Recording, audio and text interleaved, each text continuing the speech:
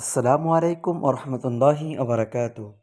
আমি যখন মাদ্রাসা থেকে বাসায় আসি তখন আমার আম্মু বলে যে, "খোকা, তুই ২ বছর আগে যে ড্রাগন গাছ লাগাইছিলি, সেই ড্রাগন গাছে ড্রাগন হয়েছে, যা তুই ছাদের পর থেকে এটা পেড়ে নিয়ে আয়।" আমি চলে আসলাম ছাদের পরে। আপনারা দেখছেন যে ড্রাগন গাছটি এখানে আমার সামনে উপস্থিত, এবং এর আশপাশে দেখেন ডালিম গাছ আছে। এই যে ডালিম গাছটা আপনারা দেখছেন, অনেক সুন্দর ফুল ফুটছে। আরও ছাদের পাশে বিভিন্ন প্রকারের গাছ লাগানো আছে আমাদের এখানে। আমি কিন্তু ড্রাগনটি ছেড়ার জন্য বসে আছি।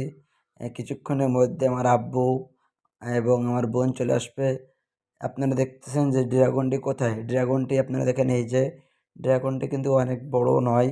এই একটা গাছ হয়েছে, তো এখান থেকে কেবল একটি ড্রাগনই হয়েছে। আমরা আশাবাদী যে পরে এছাড়া অনেক বড় ড্রাগন হবে। আমি কিন্তু ড্রাগনটি ছেড়ার জন্য চেষ্টা করেছি, কিন্তু পারতেছি না। আমাকে মনে হচ্ছে যেন কেমন গাছটা ভেঙে যাচ্ছে। আমার বোন এবং আমার আব্বু আসবে, এসে আমার আব্বুটি এই ড্রাগনটি ছিঁড়বে ইনশাল্লাহ। এই তো আমার আব্বু চলে আসছে। এখন আব্বুকে বলা হলো ড্রাগনটি ছেঁড়ার জন্য। ও মাই গড! ওই তো আমার আব্বু ছিঁড়ে ফেলছে। আপনাদেরকে একটু দেখায় ড্রাগনটি কেমন। আপনারা দেখেন, ড্রাগনটি কিন্তু দেখতে অনেক বড়, এবং একটি ড্রাগন হয়েছে। মাশাআল্লাহ, জাযাকাল্লাহ।